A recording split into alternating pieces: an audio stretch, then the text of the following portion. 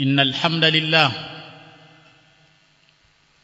نحمده ونستعينه ونستغفره ونعوذ بالله من شرور أنفسنا وسيئات أعمالنا من يهده الله فلا مضل له ومن يضلل فلا هادي له وأشهد أن لا إله إلا الله وحده لا شريك له وأشهد أن محمدا عبده ورسوله يا أيها الذين آمنوا اتقوا الله حق تقاته ولا تموتن إلا وأنتم مسلمون يا أيها الناس اتقوا ربكم الذي خلقكم من نفس واحدة وخلق منها زوجها وبث منهما رجالا كثيرا ونساء واتقوا الله الذي تساءلون به والأرحام إن الله كان عليكم رقيبا يا أيها الذين آمنوا اتقوا الله وقولوا قولا سديدا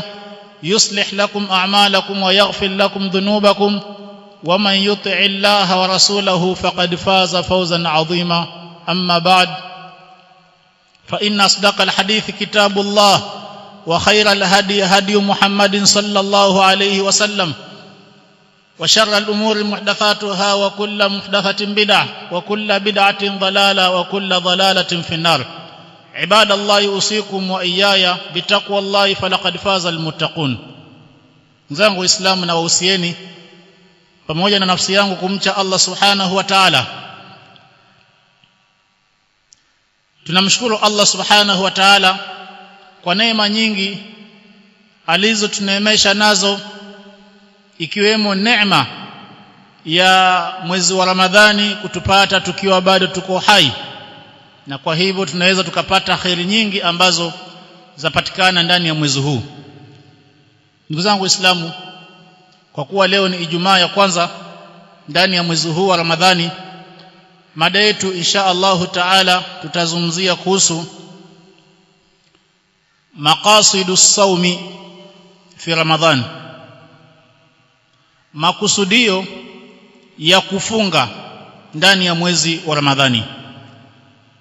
Yatakiwa Muislamu ajue ya kuwa Allah Subhanahu wa Ta'ala alitulazimisha sisi Waislamu tufunge kwa ajili ya makusudio fulani yaweze kutimia. Ni makusudio yapi hayo? Jambo la kwanza, ndugu zangu Waislamu, huu ni mwezi wa khairi. Huu ni mwezi wa khairi. Hadithi iliyopokewa na Imam Tirmidhi na Ibn Majah an Abi Hurairah radhiyallahu anhu fi alhadith tawil, Mtume sallallahu alaihi wasallam akasema katika hadithi hiyo mwisho wake ya kuwa Ramadhani kila inapoingia, basi kila usiku huwa kuna mwenye kunadi, ananadi akisema ya kuwa ya baghi alkhairi aqbil wa ya baghi alsharri aqsir walillahi utaqa'u minan nar wa dhalika fi kulli layla. Hiyo ni sauti ambayo hatuisikii, lakini huwa tunaona matokeo yake ya kuwa kuna mwenye kuita anasema ya kuwa ewe mwenye kutaka khairi, aqbil, njoo elekea khairi hizo kwa sababu ndio wakati wake huu, na ewe mwenye kutafuta shari na kutaka kuifanya shari, aqsir, epuka shari hiyo, achana na shari hiyo, komeka na shari hiyo, kwa sababu huu si mwezi wa shari wala maovu. Makusudio, ndugu zangu Waislamu, ya kwanza ya Waislamu kufunga mwezi wa Ramadhani, tahqiqu alhadafi liwujudi alinsani fi hadha alkaun, ni kuhakikisha ya kuwa lengo la kupatikana mwanadamu katika huu ulimwengu limetimia, wa huwa ubudiyatullahi wahdahu la sharika la, na lengo lenyewe ni Allah aabudiwe peke yake bila ya kushirikishwa na yeyote. Allah Subhanahu wa Ta'ala amesema kwenye suratu Dhariyat aya ya 56, wama khalaqtul jinna wal insa illa liya'budun, si kuumba majini na wanadamu ila ni waniabudu. Wa maana yaabudun yuwahidun, na maana ya kuwa Allah aabudiwe ni kuwa aabudiwe peke yake wala asishirikishwe. Na moja katika ibada, ndugu zangu Waislamu, ni hii saumu. Kwa Muislamu anapofunga Ramadhani anatakiwa ahisi na aelewe ya kuwa yuko katika msururu wa kutimiza lengo lake la kupatikana hapa duniani, ambalo ni kumwabudu Allah subhanahu wa ta'ala. Kusudio la pili la Waislamu kufunga, ndugu zangu Waislamu, ni ili tuzidishe imani yetu, ili tuweze kupata takwa. Allah subhanahu wa ta'ala anasema kwenye suratul Baqara aya 182, ya ayyuhalladhina amanu, enyi waumini mlioamini, kutiba alaykumus siyam, mumefaradhishiwa kufunga mwezi wa Ramadhani, kama kutiba alal ladhina min qablikum, kama waliofaradhishiwa kufunga waliokuwa kabla yenu, umma zilizotangulia. Allah kasema la'allakum tattaqun, kusudio ni ili mche Allah subhanahu wa ta'ala. Kwa hivyo kusudio kubwa la Muislamu kufunga ni ili aweze kupata takwa, aweze kumcha Allah subhanahu wa ta'ala. Na takwa maana yake antaj'ala bainaka wa baina adhabi llahi wiqaya, ni kuweka kati yako na kati ya adhabu ya Allah kizuizi na pazia ambacho kitakufanya paka ile adhabu isikufikie, bifi'li al-awamir, kwa kuyatekeleza maamrisho ya Allah, wajtinabi nawahi, na kuepukana na makatazo yake.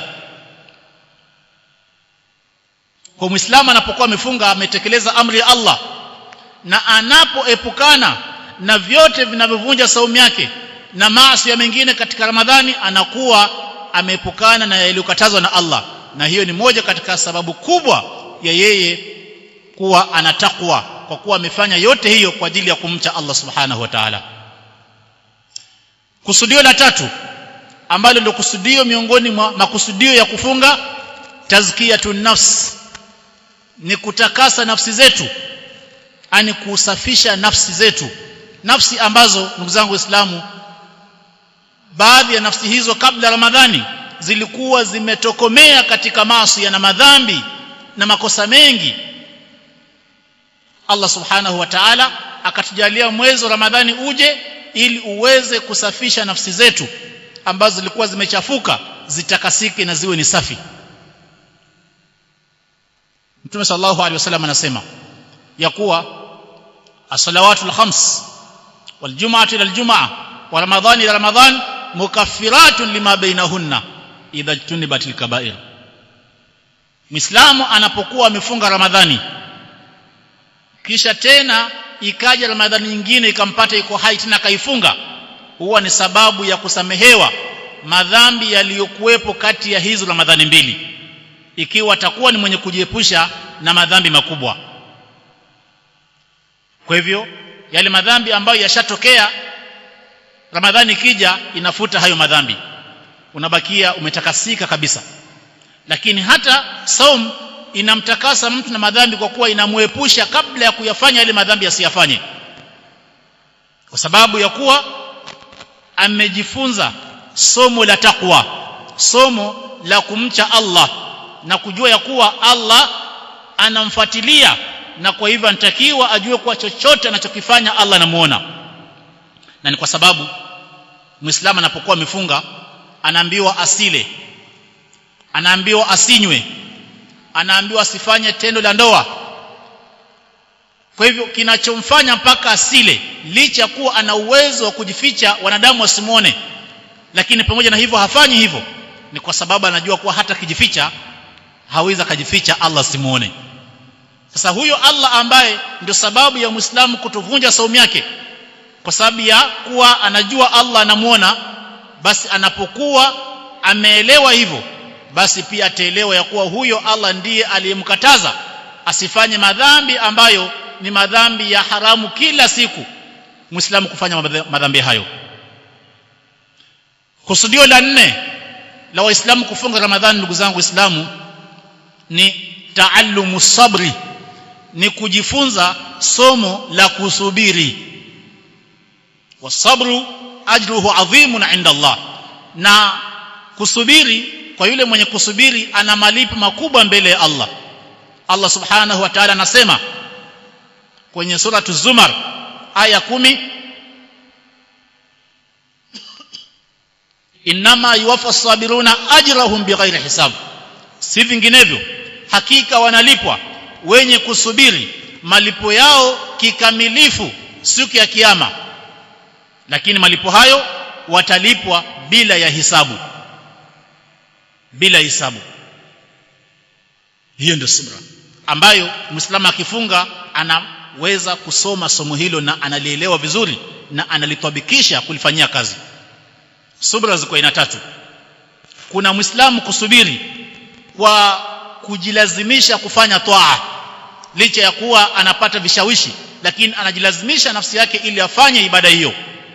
Saumu ni ibada ambayo kuna baadhi ya Waislamu wanashindwa kufunga. Nafunga, nafika wakati njaa inamzidia, anavunja saumu yake kusudi. Lakini yule atakayefunga mpaka jioni bila shaka amesubiri kikweli kweli. Kwa hiyo ni asabru ala taati llahi. Lakini pia sabra aina pili ni asabru an maasiyati llahi, Muislamu kusubiri kwa kule kujilazimisha kuepuka madhambi na maasiya. Na mwenye kufunga huwa anafanya hivyo, kinachomfanya mpaka aweze kuepukana na asile, asinywe, asivunje saumu yake kwa jambo lolote, ni kuwa ana subra ya hali ya juu. Lakini pia subra aina tatu ni asabru ala aqdari llahi almulima, Muislamu kusubiri kwa kadari ya Allah, ani kwa mambo ambayo Allah amekadiria yampate mwanadamu, na yakimpata ni mambo ya kumuumiza, ani yanamtia uchungu. Na moja katika mambo ambayo yanamuumiza mwanadamu ni njaa, kiu. Licha ya kuwa Muislamu amefunga, lakini anahisi uchungu fulani kwa ile njaa ambayo anaipata, kwa kile kiu ambacho anakipata, lakini kinachomfanya asubiri, kinachomfanya asivunje saumu yake licha ya uchungu ule na maumivu hayo ni subra ambayo anayo. Ndugu zangu Waislamu, kusudio la tano la Muislamu kufunga ni tadhakkuri ahwali almahrumina min alfuqara'i walmasakin. Ni ili ile saumu imkumbushe yule Muislamu ambaye Allah amemneemesha na akambariki katika maisha yake, akawa ana mali, shida yake si chakula wala si kinywaji wala si pa kulala na pa kuishi, labda tu apate shida nyingine kama ugonjwa ama nini, lakini hana shida hiyo kuwa anafikiria kuwa nitakula nini, bali ni kuamua tu kuwa nile nini, na moja kwa moja anakuwa tayari ana chakula hicho. Sasa hali hii kwa yule ambaye ana neema, huenda wakati mwingine akajisahau na akasahau kuwa kuna baadhi ya ndugu zake ambao Allah amewapa mtihani wa ufakiri na umaskini, kiasi cha kuwa chakula kwao ni shida, akipata hashibi, hakimtoshi, na akishakula pia hajui atakula nini baadaye, na hayo ni maisha yao ya mwaka mzima. Sasa Muislamu anapokuwa na njaa na anapokuwa na kiu, anahisi yale maumivu na ile dhiki ambayo anapitia maskini ambaye hapati chakula chake cha kila siku. Kwa hivyo inakuwa angalau moyo wake utalainika ili aweze kuwakumbuka ndugu zake na kuwasaidia katika hali ngumu hiyo ambayo anapitia. Kwa hili ni kusudio moja katika makusudio ya saumu pia. Lakini pia kuna makusudio mengine ambayo inshallah tutataja baada ya muda usiokuwa mrefu. Tumombe Allah subhanahu wa ta'ala atujalie miongoni mwa wale ambao saumu zao zitakuwa zenye kuwatimizia malengo na makusudio ya saumu. Alhamdulillahi rabbil alamin. Alhamdulillahi rabbil alamin. Salatu wassalamu ala sadiqil amin nabiyina Muhammadin wa ala alihi wa ashabihi ajma'in wa ba'd. Ndugu zangu Waislamu, miongoni mwa makusudio ya Muislamu kufunga ni ili Muislamu apate thawabu nyingi sana, thawabu ambazo pengine hangezipata kama si kufunga kwake saumu. Mtume sallallahu alaihi wasallam anasema ya kuwa kullu amali ibn adam yudha'afu alhasanatu bi'ashri amthaliha illa sawm fa innahu li wa ana ajzi bihi. Mtume anasema kuwa kila matendo ya mwanadamu ani ibada ambayo mwanadamu anaifanya huwa analipwa yudhaafu alhasana, ule wema ambao ameufanya, ile ibada aliyoifanya analipa wema mara 10 yake. Katika baadhi ya riwaya ila 700 dhifin, na kisha anaongezewa mpaka inafika nyongeza 700. Qala Allahu azza wa jalla, kisha mtume akasema kuwa Allah anasema illa saum, ya kuwa malipo hayo ni kwa ibada zote isipokuwa ibada ya saum. Fa innahu li, ibada hiyo ni yangu mimi, wa ana ajizi bihi, na mimi ndiye mwenye kuilipa saumu hiyo. Kumaanisha kuwa ani saumu malipo yake ni zaidi na ni tofauti na malipo ya ibada hizo zingine ambao tumeelezwa. Ndugu zangu Waislamu, pia miongoni mwa malengo na makusudio ya saumu ni Muislamu ajifunze upole, na ajifunze kusamehe, na ajifunze kuwa hata akipandwa na hasira anakuwa ni mwenye kujikontrol, na wala hasira yake haimpelekei kufanya mambo ambayo baadaye atajutia, kwa sababu amefanya mambo mabaya ambayo hangeyafanya, lakini kwa sababu ya hasira yake. Na ndio sababu Mtume sallallahu alaihi wasallam akawa anaambia Waislamu ya kuwa ikiwa Muislamu amefunga na kisha kukatokea mtu anakutusi ama anataka vita na wewe, Mtume akasema fa in sabahu ahadun au qatalahu falyaqul inni mru'un saimun. Muislamu anatakiwa licha ya kuwa umetusiwa umekasirika, samehe. Licha ya kuwa umetusiwa umekasirika, miliki nafsi yako. Licha ya kuwa umetusiwa umekasirika, lakini kuwa mpole. Useme tena kwa upole ya kuwa inni mru'un saimun, mimi ni mtu nimefunga, kwa sina kabisa nafasi ya ugomvi na matusi, wala mtu akitaka vita na wewe sina nafasi kabisa vita na wewe. Hii yote ni Muislamu anajifunza kuwa awe hivi Ramadhani yote, na kisha pia baada ya Ramadhani aendelee kuwa hivyo, sababu hizi ni katika sifa njema ambazo Muislamu anatakiwa awe nazo, si Ramadhani peke yake bali siku zote. Kwa ndugu zangu Waislamu, haya ni baadhi ya malengo ya saumu, na ndio sababu ikawa ni muhimu Muislamu anapokuwa anafunga Ramadhani asione tu kuwa anafunga kwa kuwa akae njaa kuanzia asubuhi mpaka jioni na asinywe alafu kwisha ashafunga. La, bali kuna malengo ambayo huwa yanakusudiwa yatimie malengo hayo kwa Muislamu anapokuwa amefunga, na haya ndio malengo makubwa ambayo yanakusudiwa katika saumu yetu tunapokuwa tunafunga kila siku. Tumombe Allah subhanahu wa ta'ala tujalie miongoni mwa wale wanasikia mema na wanafuata. Allahumma ati anfusana taqwaha zakiha anta khairu man zakaha innaka anta waliyuha maulaha. Allahumma taqabbal salatana wa siyamana. Allahumma atina fid dunya hasana wa fil akhirati hasana wa qina adhaban nar.